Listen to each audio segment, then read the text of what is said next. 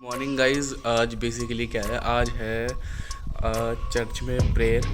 ठीक है, अपने ईस्टर की। तो आज हम उठ गए हैं सुबह 6 बजे और मेरी आंखों में बहुत ज़्यादा नींद है, जैसे आपको दिख रहा है, क्योंकि मैं सोया नहीं। क्योंकि हम इससे पहले वहाँ गए थे, कहते हैं ग्रेवयार्ड पे। आज है चर्च और आज हम उठ गए हैं। मैं बाहर आ चुका हूँ, सुबह सुबह उठ के बाहर छत पे बैठ चुका हूँ। मैंने मतलब इंट्रो करना था वीडियो का, इसलिए मैं जल्दी से उठ के छत पे आया। तो अब सीधा मिलते हैं चर्च पे और कर दिखाते हैं आपको ईस्टर की। में डाल दिया था, लेकिन आज भी वो कब्र बिल्कुल वैसे ही है जैसे कब्र होती है। वो बड़े बड़े पत्थर चट्टाने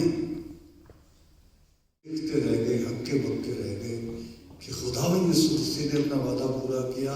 जो विश्वासी थे, जो ईमानदार थे, जो प्रभु यीशु पे विश्वास रखते थे और रखते हैं, वो करते हैं इस भजन के साथ। और आपको ईस्टर की मुबारक देते हुए ये भजन जो बहुत ही अहम है, बहुत ही प्यारा है। मृत्यु पे विजय पाने के बाद जय जय यीशु, जय जय यीशु, जय मृत्यु। एक ही अवतार, एक ही खुदा, उससे बड़ा कोई नहीं है जिसने मृत्यु पर विजय पाई, फतेह पाई और फिर से जिंदा हुआ। बाकी जिंदा नहीं हुए, अवतार तो हुए, ऐसी बात नहीं कि नहीं हुए, लेकिन मरकर जिंदा कोई नहीं हुआ। ऐसा वादा, ऐसा चमत्कार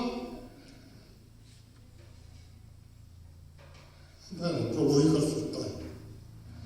इतना मारा लोगों ने, गालियां दी, थूका, और वादा ये था कि इसकी रूह को तकलीफ न हो, जिस्म के चिथड़े उड़ा दो बेशक, इसकी हड्डी न टूटे, मैं इसे फिर तीसरे 3 दिन में इस मंदिर को फिर से बना दूंगा। और ये वादा पूरा किया, और किसी खुदा ने या भगवान ने, ईश्वर ने ऐसा वादा पूरा नहीं किया। हमारा काम था, अगर युद्ध हो रहा है, लड़ाई हो रही है, तो हम सफाई करें। कैसी सफाई करें? जो खून गिर रहा है उसकी सफाई करें, मरहम पट्टी करें। अगर कोई घायल है उसको उठा के फिर से जिंदा करें, लेकिन खुदावंद यीशु मसीह की मरहम पट्टी करने।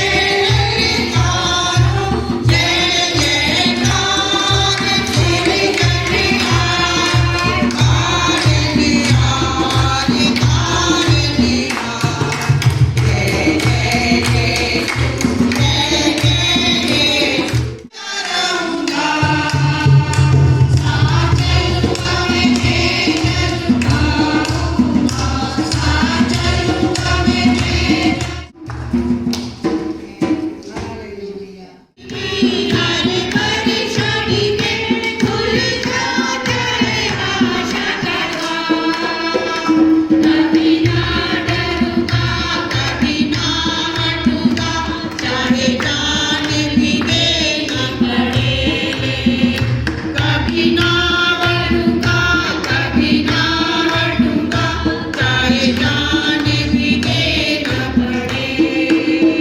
प्रभु साथ चलूंगा, मैं जय कर पाऊंगा, साथ चलूंगा, धन्यवाद करूंगा। कितना अच्छा है वो, कितना धन्य है वो, यीशु ही मेरे जीवन का साथी।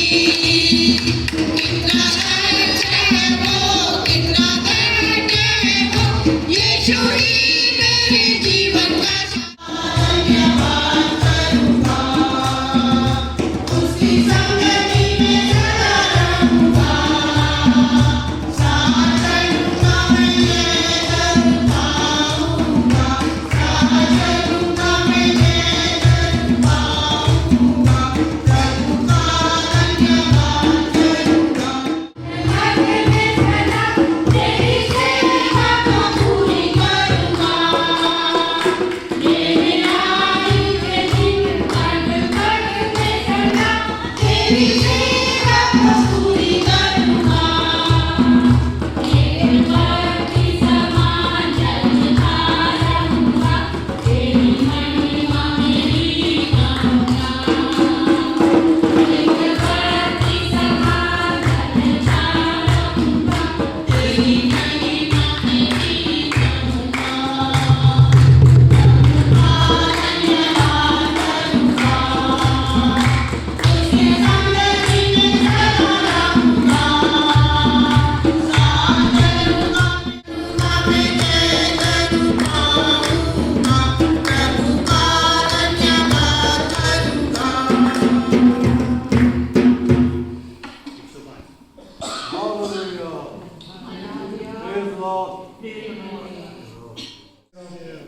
बख्श गुनाह सब मेरे।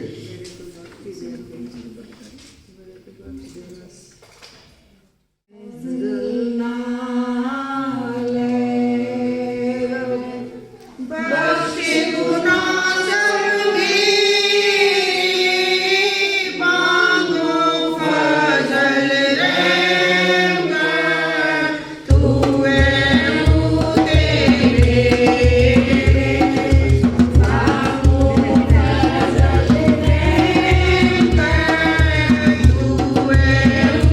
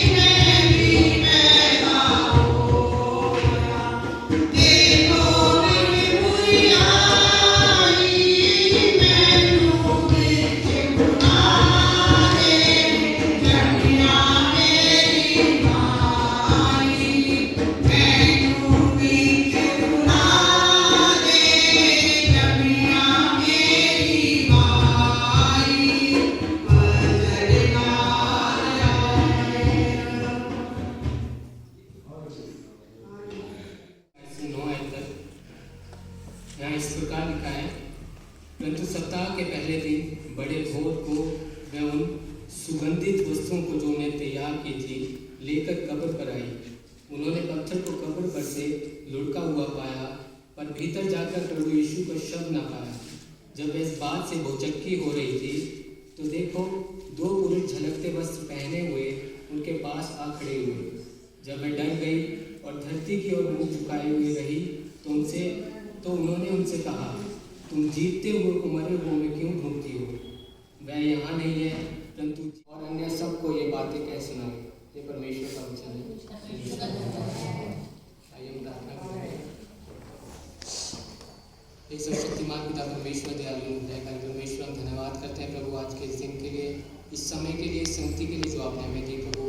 सच में प्रभु, हमें पत्थर को कब्र पर से लुढ़का हुआ पाया। यहाँ पर हम देखते हैं वो कौन पहली स्त्री थी जो यीशु मसीह के कब्र पर आई थी? मरियम मगदलीनी। तो यहाँ पर हम देखते हैं वो किस लिए आई थी? वो अपने रीति के अनुसार यीशु मसीह की देह पर सुगंधित द्रव्य और इत्र लगाने के लिए आई थी। पर हम यहाँ देखते हैं कि जब वो मरियम मगदलीनी कब्र पर आई तो सबसे पहली बात उसने क्या देखा? पर पत्थर था, वो इतना बड़ा था कि उसे बहुत से आदमी भी क्या है, हिला नहीं सकते थे। पर यहाँ पर अब ये चिन्ह देखते हैं कि यीशु मसीह सच में क्या थे? जी उठे थे। पर मरियम मगदलीनी ये सोच कर आई थी कि यीशु मसीह क्या है? मर चुके हैं और उनका शव उस कब्र में रखा है, तो वो जाकर उन पर सुगंधित द्रव्य लगाएगी। पर यहाँ पर हम देखते हैं कि इससे पहले जो कब्र का पत्थर था वो हट चुका था, जिससे वो क्या होगी? हैरान होगी। और वो दौड़ती हुई जब कब्र के अंदर गई तो उसने वहाँ पर भी यीशु मसीह को क्या है? नहीं पाया। और वहाँ पर सिर्फ क्या था? यीशु मसीह को जो कपड़ा उड़ाया गया था। तो वो और हैरान हो गई, इसके मन में ये बात आ गई कि मेरे यीशु को कौन चुरा कर ले गया है, मेरे यीशु मसीह की देह को कोई चुरा कर ले गया है। पर वहाँ पर कौन थे? 2 स्वर्गदूत आए और उन्होंने उस मरियम मगदलीनी को क्या कहा कि मत डर, तो जीतते हुए को मरे हुए में क्यों ढूंढती है? हम देखते हैं कि यीशु मसीह क्या थे? उन्होंने पहले ही क्या थे? बहुत से हम देखते हैं पुराने नियम में देखते हैं उनके बारे में बहुत सी भविष्यवाणी की गई थी कि वो तीसरे दिन क्या है? मुर्दों में से जी उठेगा। और यीशु मसीह ने भी अपने चेलों को बहुत बार बताया था कि उसका क्रूस पर चढ़ाया जाना क्या है? ज़रूरी है, उसका मरना ज़रूरी है, पर वो तीसरे दिन क्या है? मुर्दों में से जी उठेगा। और यहाँ पर वो मरियम मगदलीनी थी और बाकी चेले थे, वो इतना डर गए थे कि वो सब बातें कहते भूल गए थे कि यीशु मसीह ने हमसे क्या कहा था कि मैं मुर्दों में से फिर जी उठूँगा। हम देखते हैं कि यीशु मसीह ने उन्हें क्या कहा था कि इस समय के व्यभिचारी और बुरे लोग चिन्ह मांगते हैं। वो यीशु मसीह से चिन्ह मांग रहे थे कि तू मसीह आए या तेरे मरने के बाद क्या होगा। पर यीशु मसीह ने क्या कहा था कि योना के चिन्ह को छोड़कर उन्हें और कोई चिन्ह नहीं दिया जाएगा। जैसे योना था जो पुराने नियम का एक भविष्यद्वक्ता था, तो वो भी मछली के पेट में क्या है? 3 दिन तक रहा था, और वो तीसरे दिन क्या है? मछली के पेट में से जीवित निकला था। वैसे यीशु मसीह का भी चिन्ह था कि वो 3 दिन तक कब्र में रहे, पृथ्वी के नीचे रहे, और तीसरे दिन क्या हुए थे? मुर्दों में से जी उठे थे। तो यही बात स्वर्गदूतों ने मरियम मगदलीनी को याद दिलाई कि अवश्य कि मनुष्य का पुत्र पापियों के हाथ में पकड़वाया जाए और क्रूस पर चढ़ाया जाए और तीसरे दिन जी उठे। तब उसकी बातें उनको स्मरण आई और कब्र से लौटकर उन्होंने उन 11 को और अन्य सबको ये बातें कह सुनाई। तब हम देखते हैं कि मरियम मगदलीनी को विश्वास हुआ कि प्रभु सच में क्या है? जीवित हो उठे, और उसने जाकर और चेलों को ये बातें बताई। यहाँ पर इस वचन से हम यही देखते हैं कि हमारा परमेश्वर क्या है? जीवित परमेश्वर है। तो हमारे जीवन में भी ऐसी बहुत सी सिचुएशन आती है, ऐसी परिस्थितियाँ आती है कि हम भी क्या होते हैं? अपने विश्वास में कमज़ोर पड़ते हैं या परमेश्वर पर संदेह करते हैं। पर परमेश्वर का हमें वचन याद दिलाता है कि वो मरा हुआ नहीं, बल्कि मरियम मगदलीनी से क्या कहा? मत डर। वो भयभीत थी कि अब हमारा क्या होगा, यीशु मसीह मर गया है या चला गया है। पर स्वर्गदूतों ने उसे क्या कहा? मत डर, तो जीवितों को मृतकों में क्यों ढूंढती है? तो इस वचन से हम ये देखते हैं कि हमारा परमेश्वर क्या है? जीवित परमेश्वर है। तो इसलिए हमेशा हमें परमेश्वर पर भरोसा रखना है कि वो हमेशा हमारे साथ है, हर एक परिस्थिति में, हर एक हालात में। हम देखते हैं जो बाकी और चेले भी थे वो भी डर के मारे एक कमरे में बंद थे कि उन्हें भी कहीं लोग पकड़ ना ले या उन्हें भी क्रूस पर ना चढ़ाया जाए। अब यीशु मसीह उनके साथ नहीं थे तो बहुत सी बातें सोचकर भयभीत थे। तो उस समय भी यीशु मसीह उनके बीच में आए और उनसे क्या कहा, सबसे पहले मत डर, तुम्हें शांति मिले। तो वहाँ पर हम देखते हैं कि जब किसी के घर में कोई डेथ होती है या कोई मरता है तो उन लोगों को किस चीज़ की ज़रूरत होती है, शांति। तो यीशु मसीह मरे नहीं थे पर बल्कि वो उनके बीच में खुद आकर यीशु मसीह ने उन्हें क्या कहा, तुम्हें शांति मिले। तो ये परमेश्वर का वचन है। परमेश्वर के इस वचन के पढ़े जाने पर परमेश्वर हम सबको आशीष दे। बहन मेरी हमशीरा अपनी गवाही इस छोटे से कलीसिया के सामने खुदा के इस इबादतगाह में दरबार में हाजिर हैं और वो मैं उनसे सदा करूँगा, प्रार्थना करूँगा कि अपनी गवाही में हमें भी शामिल करें, हमारा भी मार्गदर्शन करें। मिसेस गुरु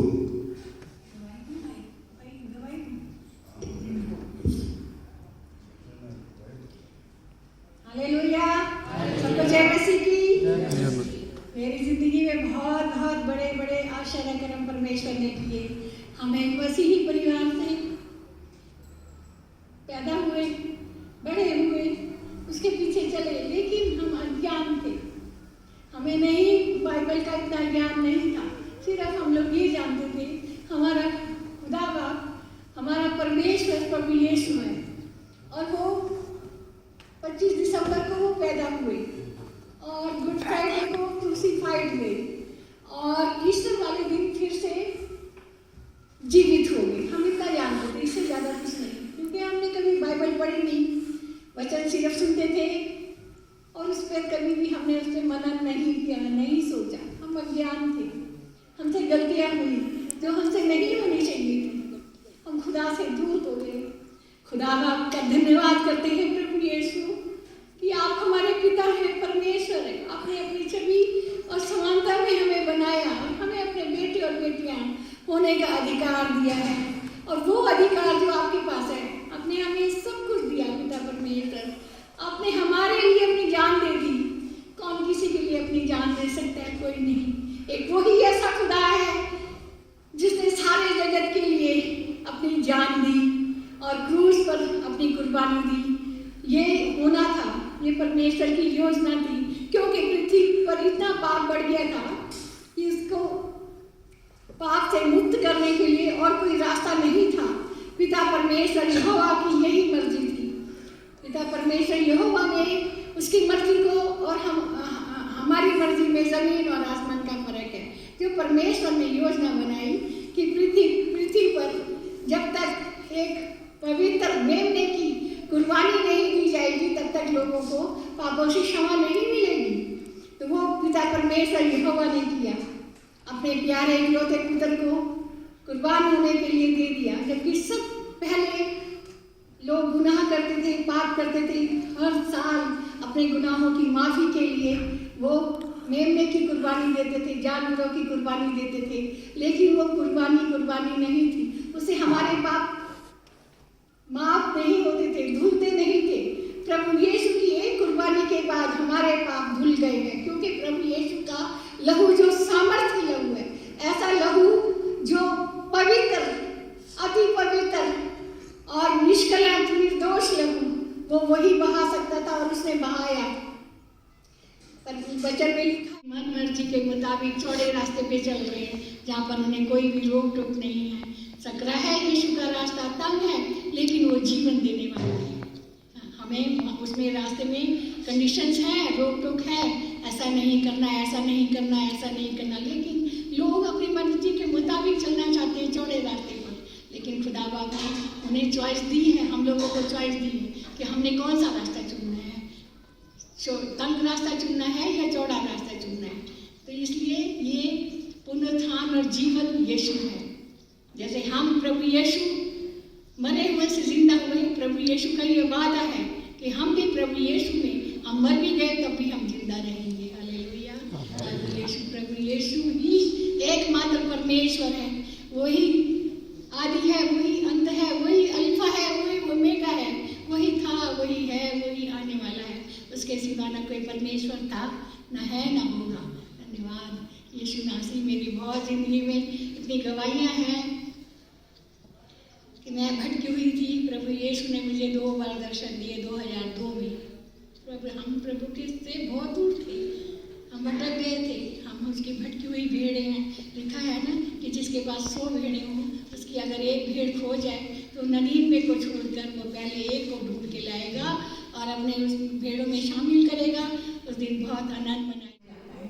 ऐसा ही प्रभु ने हमें कहा है कि मन फिराओ, हर बुराई से दूर हो जाओ। प्रभु हमसे कुछ नहीं मांगता, सिर्फ यही चाहता है कि हम पश्चाताप करें, अपनी गलतियों को माने, पश्चाताप करें और उसके पास आगे उसे अपना उद्धारकर्ता मुक्तिदाता स्वीकार करें।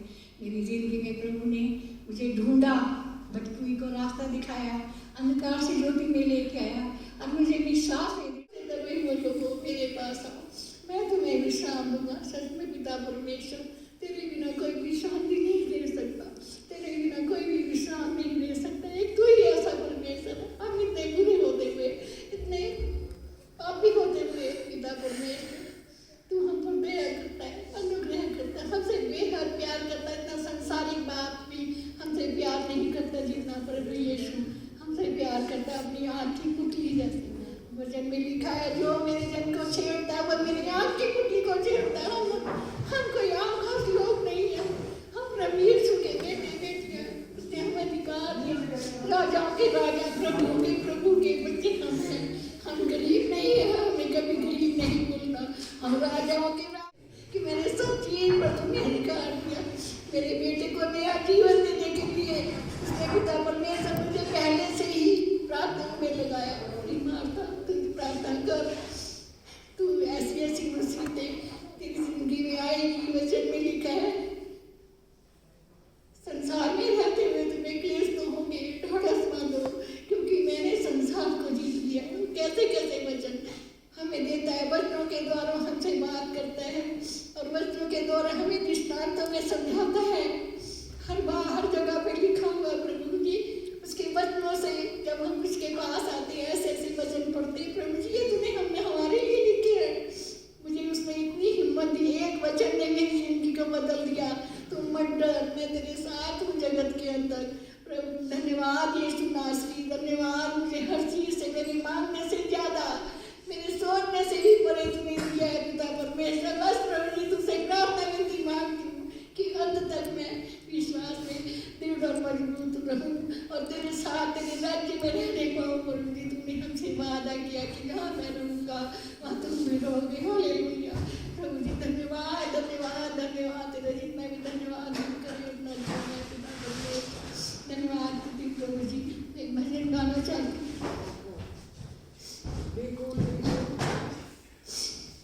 धन्यवाद धन्यवाद धन्यवाद के साथ स्तुति गाऊंगा, हे यीशु मेरे खुदा।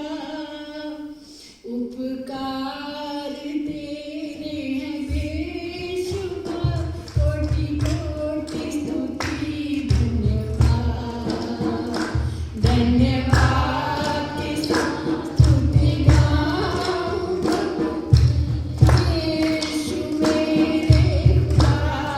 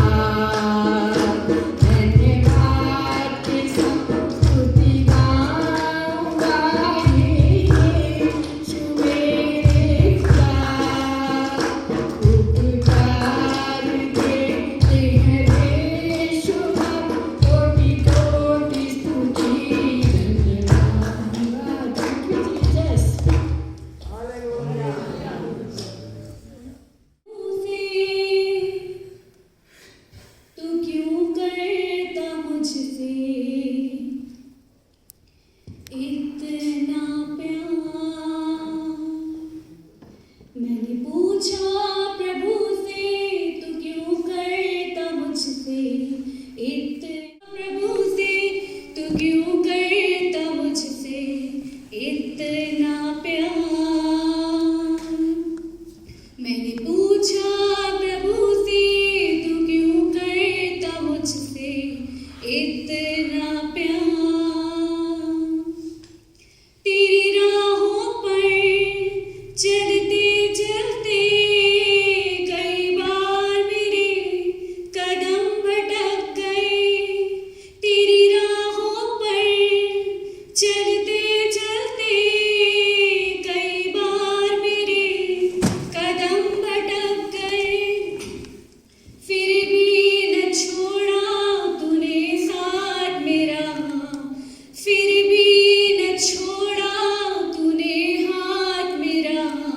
तू क्यों करता मुझसे इतना प्यार। मैंने पूछा प्रभु से तू क्यों करता मुझसे इतना प्यार। उसने कहा पूरे मन से क्योंकि तू है मेरे हाथों की रचना। उसने कहा पूरे मन से क्योंकि तू है मेरे हाथों की रचना। Thank you.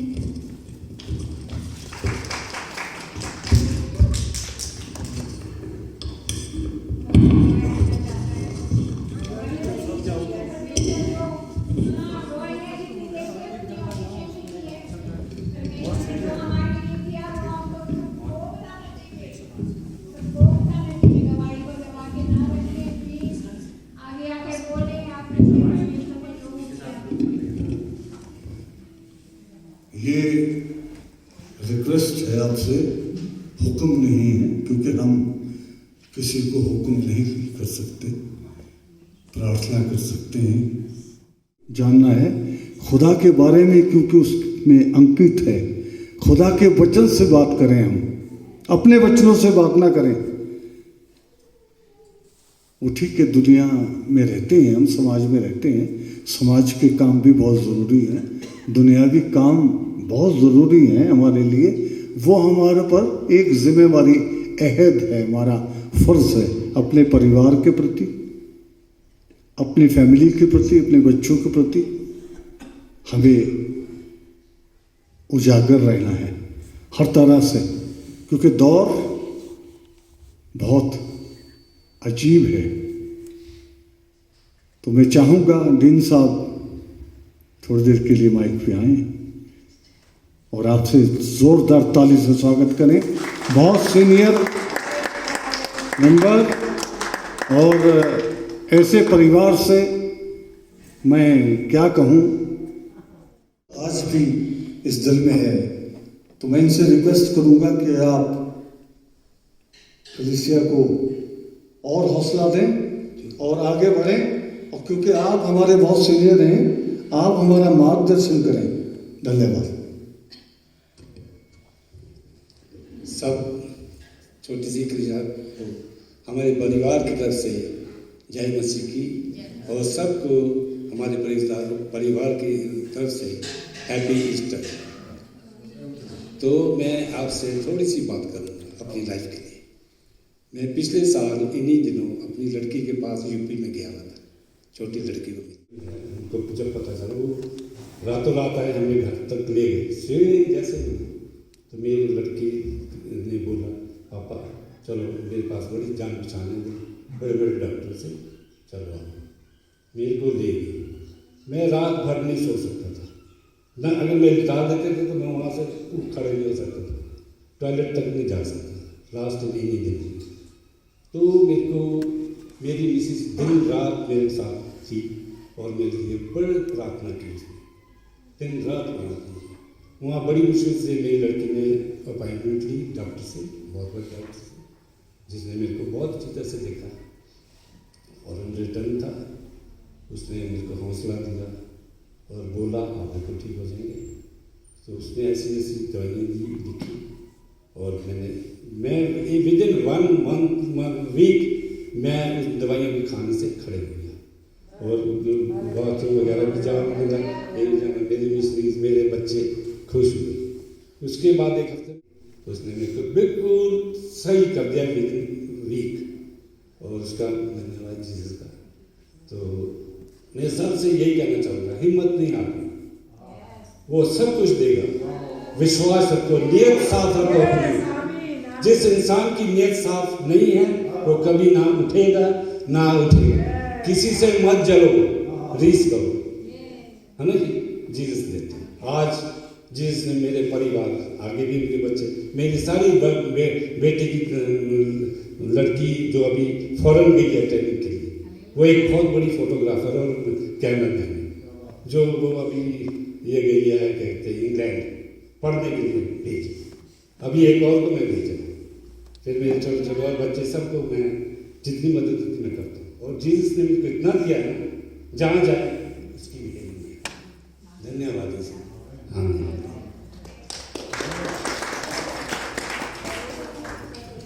बहुत बहुत धन्यवाद आपका। आपने जो हमें मार्गदर्शन किया कि खुदा के नाम में ताकतवर है। आजमा के खुदा ने कहा मुझे परख के देखो। खुदा ने कहा कि मुझे परख के देखो मैं कितना भला हूं। हम कहते हैं मैं भला हूं, मैं तो नहीं हूं भला, मैं तो गुनाहगार हूं। जिस दिन ये इंसान अंगीकार कर लेगा अपने कि मेरे से ज्यादा तुच्छ, मुझसे ज्यादा गुनाहगार कोई और नहीं है, अपनी बड़ाई करना, अपने तारीफ में कसीदे घड़ना, हर आदमी चाहता है मेरी तारीफ हो समाज में, मुझे जाना जाए। उसने कहा है जो सबसे पीछे है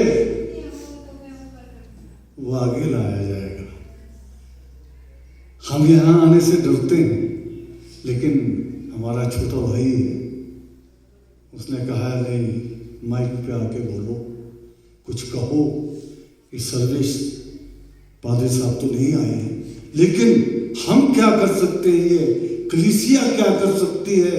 ये कलीसिया का ही दम है कि आज ये चर्च इतना सुंदर बना है, इतना प्यारा बना है, जिसमें हम बैठे हैं। इस चर्च को संभालने के लिए हमारे बुजुर्गों ने, हमारे साथियों ने, भाइयों ने, बहनों ने बहुत स्ट्रगल किया है। हमें कोई नहीं पूछने वाला था, कोई मिशनरी नहीं आता था, कोई पादरी नहीं आता था इस हैकल को खोलने, ना कोई सफाई करने आता था, ना कोई मदद मिलती थी। ये वो कलीसिया है जिसने कोई मदद नहीं ली। ये वो लोग हैं जो अपने बलबूते पे जीते हैं, खुदा पे भरोसा करते हैं, खुदा पे ईमान रखते हैं, खुदा पे विश्वास रखते हैं। हम वो लोग हैं, उसके बच्चे। हमें न जाने क्यों जतोग में रखा है। और देखो मालरोड वाले चर्च में, जी हम मालरोड वाले चर्च में जाएंगे, क्यों? वहां फैसिलिटीज मिलती हैं। अपना चर्च, अपना मंदिर छोड़ के कहाँ जाएं, कहाँ चले जाएं? मैं पूछता हूँ उस मिशनरियों से, उस पादरियों से कि हमारी तरफ ध्यान नहीं देते हैं वो लोग। आप भी इस आवाज को उठाएं, हमारे साथ अन्याय हो रहा है।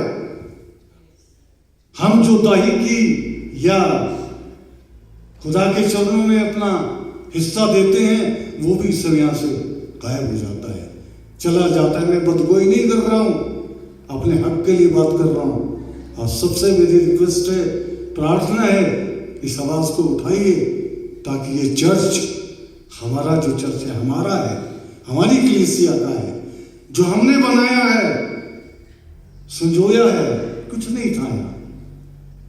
ये चर्च नीचे बैठ रहा है, इसके लिए कोई आवाज नहीं उठा रहा है। सिर्फ एक आदमी है जो आवाज उठा रहा है, उसको दरकिनार कर दिया जाता है।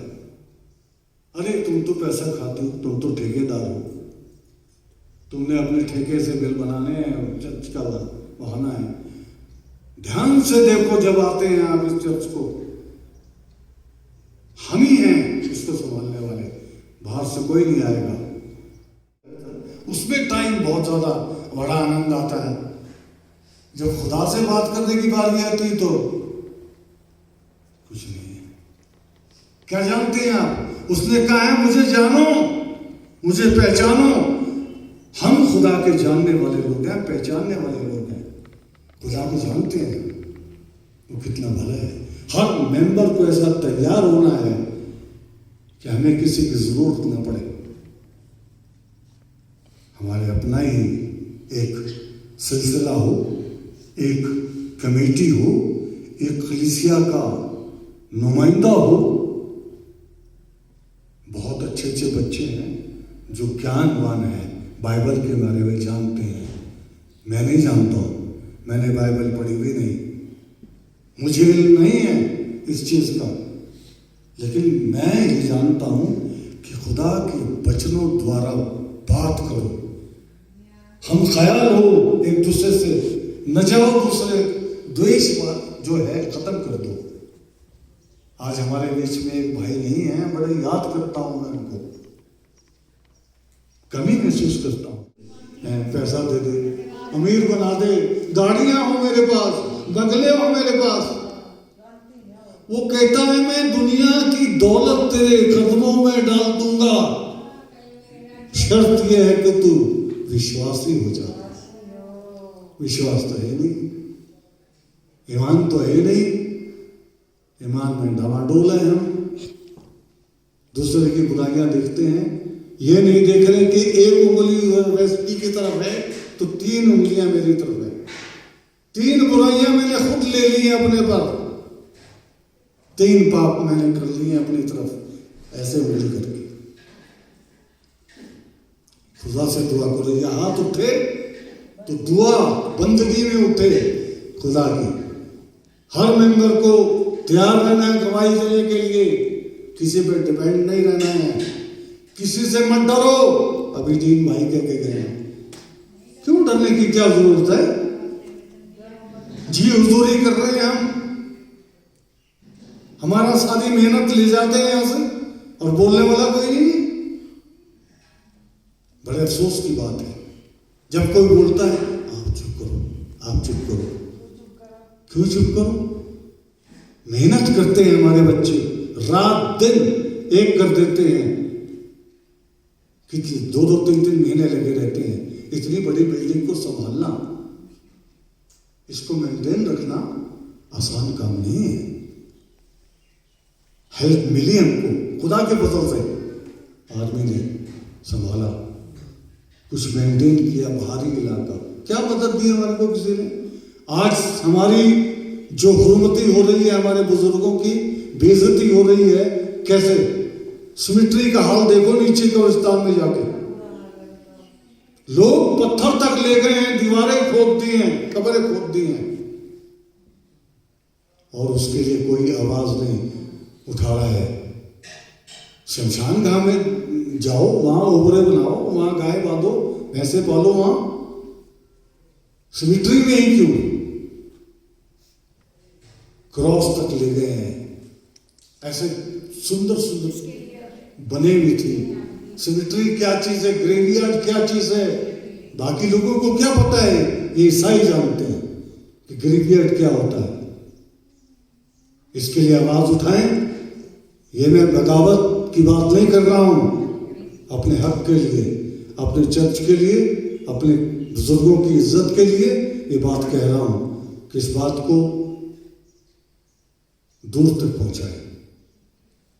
ऋषभ साहब आते हैं, उनसे मिले, उनसे कहें इकट्ठे होके, जो आदमी इस बारे में कहता है या सोचता है या करने लगता है काम, उसको ट्रांसफर कर दिया जाता है। जीवित हुए प्रभु, यहाँ पर सभी हमारे कलीसिया के लोग, मैक्सिमम सभी लोग यहाँ पर प्रेजेंट हुए हैं प्रभु। हम अब धन्यवाद करते हैं और प्रभु आपसे प्रार्थना करते हैं कि आगे के जितने भी संडे हैं प्रभु जी, ये चर्च ऐसा ही प्रभु जी भरा रहे प्रभु। प्रभु हर एक को नाम नाम आशीष देना पिता परमेश्वर प्रभु जी। जो लोग भी नहीं आ पाए हैं प्रभु, उन सभी की जो भी मजबूरी थी, परेशानी थी, दिक्कतें थी, प्रभु ने दूर कीजिए ताकि वो भी प्रभु इस आराधना में प्रभु जी शामिल हो सके। पिता परमेश्वर, धन्यवाद करते हैं कि पादरी साहब हमारे बीच में पहुंच चुके हैं प्रभु जी, हम धन्यवाद करते हैं प्रभु, आप उन्हें अपनी आत्मा से भर दीजिए प्रभु, ताकि जो वचन वो हमारे बीच में बांटे प्रभु जी, वो हम आपकी बुद्धि और ज्ञान से समझने वाले हो सके प्रभु, क्योंकि हम इस लायक नहीं है प्रभु जी, जो बातें वचन में लिखी गई है वो अपनी बुद्धि से समझे प्रभु, परंतु प्रभु आपकी दी हुई बुद्धि और ज्ञान से हम उसे समझ सकते हैं प्रभु। आगे का प्रभु जी सारा समय, सारा आदर महिमा आपको देते हैं और इस छोटी सी प्रार्थना को मांगते हैं अपने मुक्तिदाता प्रभु यीशु मसीह के नाम से, आमीन। आगे का सारा समय जो है हमारे पादरी साहब आ गए हैं बीच में, तो वो आगे का चर्चा आगे लेंगे।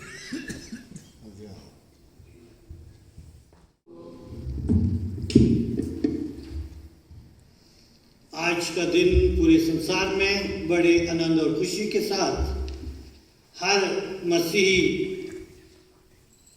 मनाता है, क्योंकि प्रभु यीशु मसीह ने आज मौत में फतेह पाई और वो जी उठा है। मैं अंजील का हिस्सा हम सबों के लिए पढ़ना चाहता हूँ। यूहन्ना की अंजील उसका 20वां अध्याय और उसके पहले पद से 10वें पद तक। यहाँ इस प्रकार से लिखा है, सप्ताह के पहले दिन मरियम मगदलिनी भोर को अंधेरा रहते ही कब्र पर आई और पत्थर को कब्र पर से हटा हुआ देखा। तब दौड़ी और शमौन पतरस और दूसरे चेले के पास जिससे यीशु प्रेम रखता था आकर कहा, वे प्रभु को कब्र में से निकाल ले गए हैं और हम नहीं जानती कि उसे कहाँ रख दिया है। तब पतरस ने और दूसरा चेला निकलकर कब्र की ओर चले और वे दोनों साथ साथ दौड़ रहे थे, परंतु दूसरा चेला पतरस से आगे बढ़कर कब्र पर पहले पहुंचा और झुककर कपड़े पड़े देखे तो भी वह भीतर न गया। तब शमौन पतरस उसके पीछे पीछे पहुंचा और कब्र के भीतर गया और कपड़े पड़े देखे और वह अंगोछा जो उसके सिर पर बंधा हुआ था कपड़ों के साथ पड़ा हुआ नहीं, परंतु अलग एक जगह लपेट कर रखा हुआ था। तब दूसरा चेला भी जो कब्र पर पहले पहुंचा था भीतर गया और देखकर विश्वास किया। वे तो अब तक पवित्र शास्त्र की वह बात ना समझे थे कि उसे मरे हुए में से जी उठना होगा। तब ये चेले अपने घर लौट गए। हम दुआ करें। दयावान प्रेमी पिता, एक बार फिर हृदय से धन्यवाद देते हैं आपके जीवते वचनों के लिए। हमारे मन और हृदय खोल हमसे बातचीत कर ताकि हम आपके इन गहरे वेदों को जाने समझे और अपने जीवन में इस्तेमाल करें। प्रार्थना आपके पुत्र हमारे उद्धारकर्ता प्रभु यीशु मसीह के नाम से मांगते हैं, आमीन। जब हम ईस्टर की बात करते हैं तो बहुतों के लिए ईस्टर का दिन नए कपड़े बनाए, रोजे रखे थे और कईयों ने नॉन वेज नहीं खाया, तो ईस्टर के दिन पार्टी चलती है। और ईस्टर एग जो दिया जाता है, क्योंकि जैसे एग एक शेल के अंदर शेल तोड़कर चूजा निकलता है, उसी प्रकार प्रभु यीशु मसीह कब्र को तोड़कर जीवित हुए थे। उसकी याद में प्रभु यीशु मसीह के जी उठने के इसमें उस ईस्टर एग को बांटते हैं। लेकिन असली जो आज का मैसेज जो हमें मिलता है वो 3 बातें हमारे लिए बहुत ज़रूरी है, जो उस समय हम उन शिष्यों को और प्रभु यीशु मसीह के अनुयायियों के बीच में भी देखते हैं।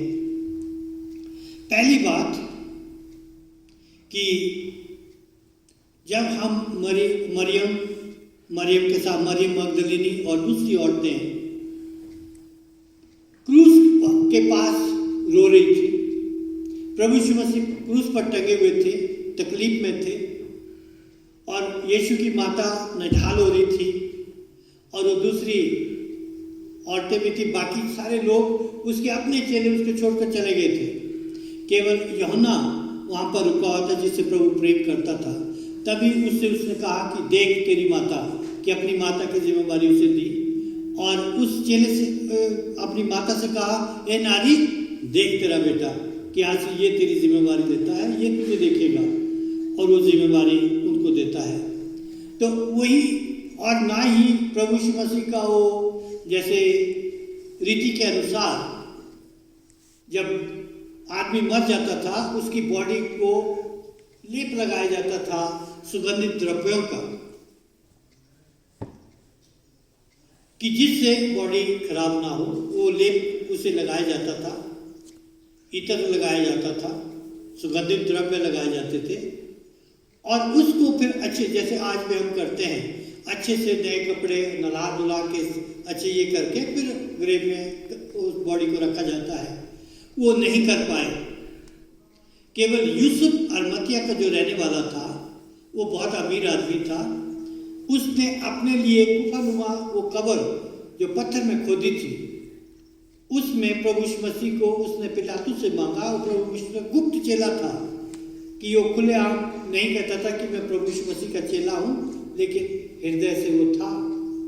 और वो प्रभु यीशु मसीह की बॉडी को पिलातुस से मांगता है, और एक महीन कपड़ा जो कहते बहुत ही कीमती कपड़ा था, उसमें वो उसे लपेट कर प्रभु यीशु मसीह को कब्र में, अपनी उस कब्र में रखता है। और प्रभु यीशु मसीह ने पहले ही कहा था कि इस मंदिर को गिरा दो तो मैं तीसरे दिन इसे खड़ा कर दूंगा। तो उस टाइम फरीसी तो समझे नहीं, उन्होंने सोचा कि इस मंदिर की बात कर रहे हो, इसको तो हमारे पुरखों ने 40 साल में बनाया, तो एक दिन में कैसे खड़ा करेगा, 3 दिन में। लेकिन वो अपने जीवन के बारे में कह रहा था कि मैं तीसरे दिन जी उठूंगा। और उन्हें शक था कि कहीं ये ना हो कि इसके चेले रात को उठा के से ले जाए और फिर शोर मचा दे कि वो जी उठा है। और उन्होंने पिलातुस से कहा कि हमें वो कब्र सील करनी है। उन्होंने मोटी मोटी सांकड़े और ताले लगा दिए, और उससे भी उन्हें आराम नहीं मिला। उन्होंने कहा सिपाहियों की ड्यूटी लगा लो, चौकीदार वहाँ खड़े कर दिए, सिपाही वहाँ पर खड़े हो गए। और जब प्रभु यीशु मसीह का जी उठने का समय हुआ तो क्या हुआ, भूमि डोल हुआ, जमीन हिल गई, और मंदिर का जो पर्दा था वो फट गया, और वो सांकड़े टूट गई, और वो पत्थर लुढ़क के एक साइड को हो गया, कब्र खुल गई।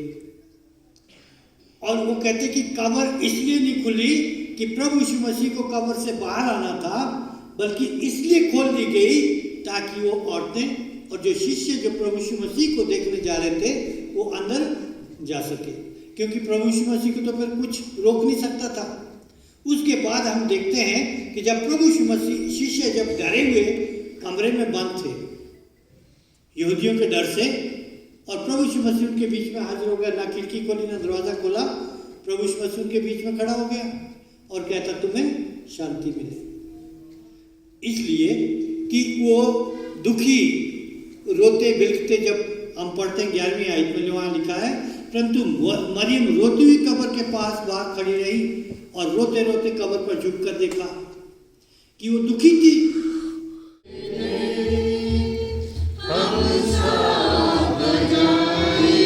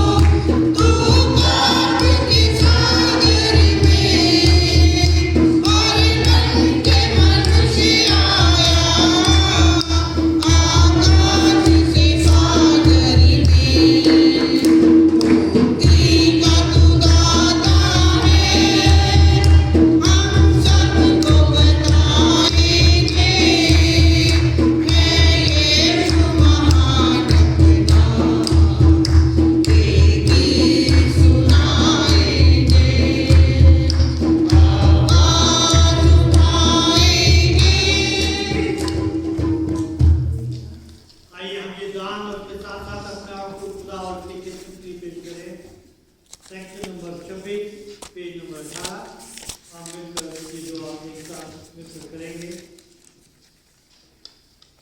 आए तमाम कुदरत की खुदा दुनिया के खालिक सब चीज़ें तेरी तरफ से मिलती है, और तेरी चीज़ें हमें दिया है। हम तुझसे साथ करते हैं कि ये दान और रोटी मैं कि मैं अपने हमारे खुदा यीशु मसीह के वसीले से खुदावन यहाँ मौजूद है, उसका रूह हमारे साथ है। अपने दिल में माला पर लगाओ। हम उनको खुदा की तरफ से लगाते हैं। आप खुदावन अपने खुदा का शुक्र करें। उसका शुक्र और तमजीद करना वाजिब व मुनासिब है। आए कि उस बाबा वाजब मामले के मालिक और खुदा ये न सिर्फ मुनासिब है कि हमारा फर्ज खुशी भी है कि हमारा वक्त और जगह तेरे लौटे के लिए तेरा शुक्र साधन करे। कोई तेरा सच्चा और सच्चा कलाम है और उसी के वसीले तूने शुरू से तमाम चीजें पैदा की और हमें अपनी सूरत पर बनाया और उसी के वसीले तू दुनिया में आने वाले इंसान को रोशन करता है और हर जमाने में नबी और गुनाहों को भेजा कर तेरे बंदों को देता रुजू कराए और उसी के वसीले तूने हमें गुनाह से छुटकारा बख्शा है। कि हमारे इंसान बना हमारी खातिर सलीब पर चढ़ाया गया, तीसरे दिन फिर जी उठा और उसी के जरिए तो हमें अपना पाक और जिंदगी देने वाला रूह इनायत करता है ताकि हम तेरे बच्चे ठहरे और तेरी नई मुकद्दस के पहले फल हो। इसलिए तेरे मुकद्दस और फरिश्तों के साथ जिन्होंने अपने तख्त के सामने तेरी करते हैं, हम भी तेरे पापों की तारीफ करते हैं। यूँ कहते हैं खुदावंद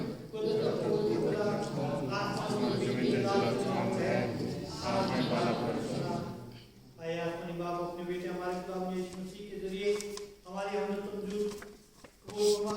हमें जो उसके नमूने की पैरवी करते और उसके हुक्म को मानते हैं ये वो कि तेरी की कुव्वत से रोटी और न्याय से हमारे लिए उसका बदन और खून हो जो हमारे वास्ते दुआ की और तेरा शुक्र करके तोड़ी और कहा और अपने शागिर्दों को देकर कहा लो खाओ ये मेरा बदन है जो तुम्हारे लिए दिया जाता है, मेरी यादगारी में ऐसा ही करो। इसी तरह खाने के बाद उसने प्याले को लिया और तेरा शुक्र करके उनको दिया और कहा तुम सब इसमें से पियो क्योंकि नहर के मेरा खून है जो तुम्हारे बहुतों के गुनाहों के माफी के बाद से गाया जाता है। जब कभी इसे पियो मेरी यादगारी में ऐसा ही किया करो। इसलिए आसमानी बाप उसी की यादगारी में हम इस रोटी और मैगी की तखसीस करते हैं।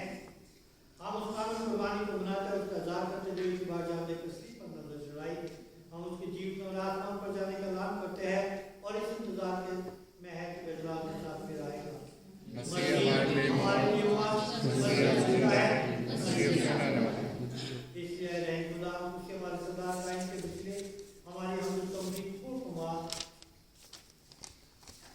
और जब हम तेरी पाक बख्शिश के जनाब लाए के में खर्चा पीते हैं अपने उनके वसीले से मैंने इंसान बना अपनी मोहब्बत से मैं बात और अपने बेटे हमारे काम में उसी के बदल में मुदई कर उसी के साथ और उसी के वसीले पाक को बचा कर आपके बाद उन सब के साथ जो आसमान और जमीन पर तेरे अंदर रहते हैं हम तेरी प्रसिद्ध करते हैं, हमेशा तेरी तारीफ गीत गाते हैं।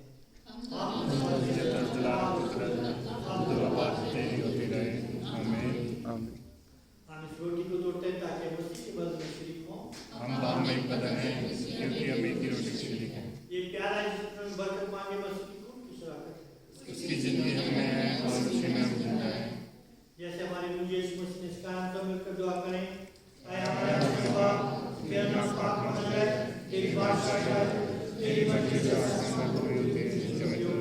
हमारे दोस्त को प्यार करते हैं, हमारे किसी को माफ कर कि हमें अपने जीवन को सकते हैं। हमारे भाई से पहले मर्जी है विश्वास करें कुदरत के बाद शक्ति रखें। आमीन। मुबारक है वो जो खुदा के नाम से आता है। आमीन। आइए शुरू करने वाले आइए जो हमारे नाम को बुलाने वाले आइए शुरू करने के लिए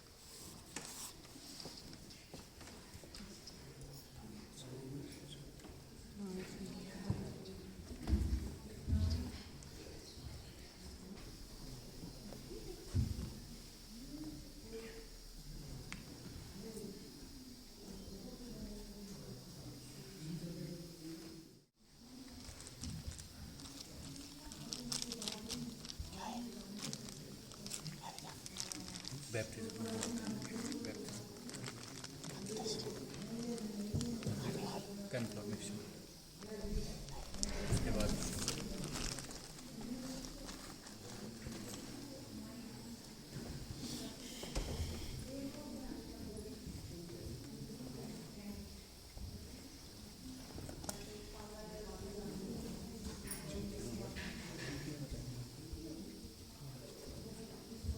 किया है इससे एक बात करें कैथोलिक वाली की पहली प्रार्थना हम करते हैं कुदरत के खुदा हम तेरा शुक्र करते हैं कि तूने अपने बेटे यीशु मसीह के बदन खून की रवानी खुदा से सेव किया है। आज से रुखसत हो अपनी जिंदगी और खिदमत से हर वक्त जुलाई करें। आमीन। खुदा का इत्मीनान सबसे बिल्कुल बाहर है हमारा दिल और ख्यालों को खुदा उसके बेटे हमारे खुदा यीशु मसीह की पहचान और मोहब्बत से महसूस रखे और कार्य में खुदा बाप बेटे और रूह की बरकतों को हमारे साथ हमेशा रहे। आमीन। आमीन। सो गाइज ये था देखो ईस्टर की प्रेयर सारी जो मैंने आपको दिखाया, जो भी यहाँ पे फेस्ट चला वो सब दिखा चुका हूँ। तो अब ऐसा है कि अब होगा यहाँ पे खाना पीना, मतलब कि एक होता है यहाँ पे ट्रीट दी जाती है, तो वो